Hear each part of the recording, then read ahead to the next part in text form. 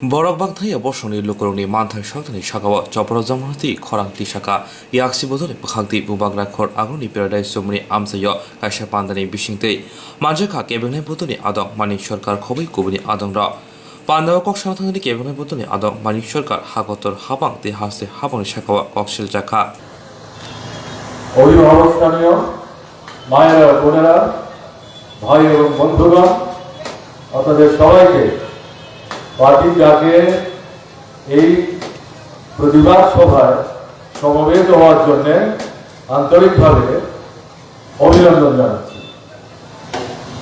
আমার কথা শুরু করার আগে যেটা আমি উল্লেখ করতে চাই, আপনারা জেনেছেন গতকাল একটা হেলিকপ্টার ক্র্যাশে আমাদের দেশে সেনা দলের সর্বোচ্চ পদের অধিকারী, যেটা নতুন করে তৈরি করেছে বিজেপি সরকার, সে বিষয়ে আমি আলোচনায় যাচ্ছি না।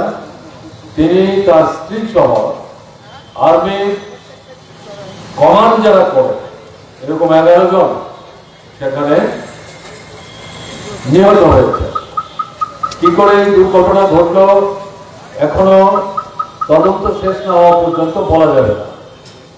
আমি আমার কথা শুরু করার আগে তাদের সকলের স্মৃতির প্রতি গভীর আন্তরিক শ্রদ্ধা নিবেদন করছি, পরিজনদের প্রতি সমবেদনা জ্ঞাপন করছি। আজকের যে কর্মসূচি, এটা 1 তারিখ হওয়ার কথা ছিল, ডিসেম্বরের 1 তারিখ, কিন্তু আমাদের রাজ্যের বিশেষ পরিস্থিতির কারণে এটা করে ওঠা সম্ভব হয়নি। পার্টি রাজ্য সম্পাদক মন্ডলী আবেদন করেছেন 7, 8, 9 এই 3 দিন রাজ্যের বিভিন্ন মহকুমার বিভাগীয় নেতৃত্ব তাদের মহকুমার পরিস্থিতি অনুযায়ী সিদ্ধান্ত নিয়ে কর্মসূচিটি প্রতিপালন করবে।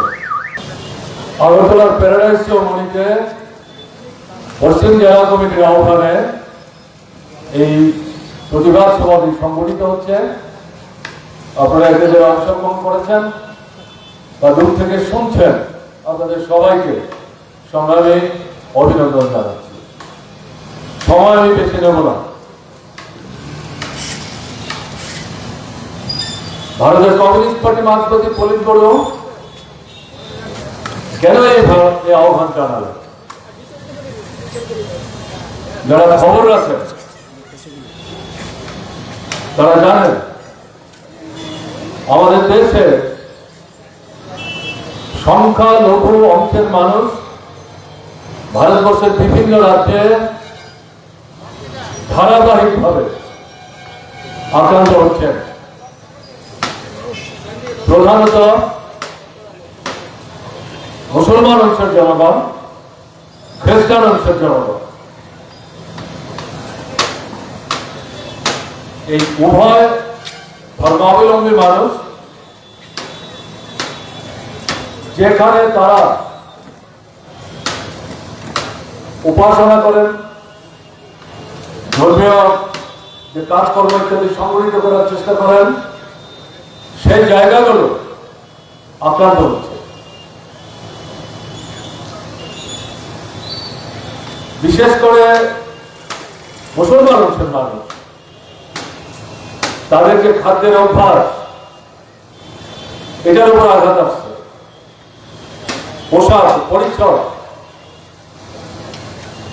তাদের ছেলেদের মেয়েদের বন্ধু বাছাই, এই বিষয়গুলির বিরুদ্ধে আঘাত আক্রমণ নেমে আসছে।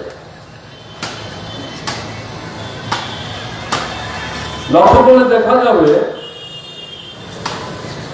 কি কেন্দ্রীয় সরকার কি রাজ্যের সরকার, যেখানে বিজেপি শাসন চালাচ্ছে,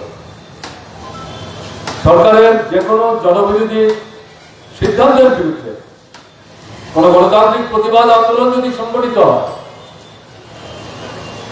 সেই আন্দোলনে অংশগ্রহণকারী মুসলমান অংশের ছেলেরা মেয়েরা, তাদের মধ্যে যারা নেতৃত্ব দেওয়ার চেষ্টা করে, সাহসী ভূমিকা নেন, তাদেরকে চিহ্নিত করে দেশদ্রোহী সাজিয়ে মিথ্যা মামলা তাদের বিরুদ্ধে রুজু করে বিনা বিচারে জেলখানায় আবদ্ধ রেখে তাদেরকে পচিয়ে মারার চেষ্টা করছে।